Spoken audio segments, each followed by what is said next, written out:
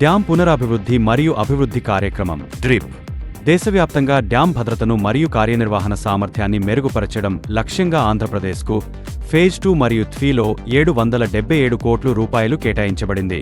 మన రాష్ట్రంలో వివిధ ప్రాజెక్టులలో స్ట్రక్చరల్ రిపేర్స్, స్పిల్వే వృద్ధి, మానిటరింగ్ సిస్టమ్స్, అత్యవసర చర్యల కోసం ప్రణాళికలు అమలు చేయబడుతున్నాయి. పోలవరం ప్రాజెక్ట్ గోదావరి నదిపై బహుపయోగ డ్యాం, సాగు, త్రాగునీరు, విద్యుత్ ఉత్పత్తికి సహాయం. నాగార్జునసాగర్ డ్యాం ప్రపంచంలోనే అతిపెద్ద మేసనరీ డ్యాంలలో ఒకటి, సాగు, విద్యుత్ ఉత్పత్తి కోసం అప్గ్రేడ్. శ్రీశైలం డ్యాం కృష్ణా నదిపై సాగు, విద్యుత్, వరద నియంత్రణ.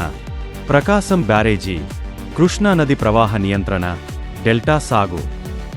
ధవళేశ్వరం బ్యారేజీ గోదావరి సాగు, నీటి నిర్వహణ. ఇలా మరెన్నో ప్రాజెక్టులలో డ్యాం పునరాభివృద్ధి మరియు అభివృద్ధి కార్యక్రమం ద్వారా మన రాష్ట్రంలో అభివృద్ధి కార్యక్రమాలు జరుగుతున్నాయి.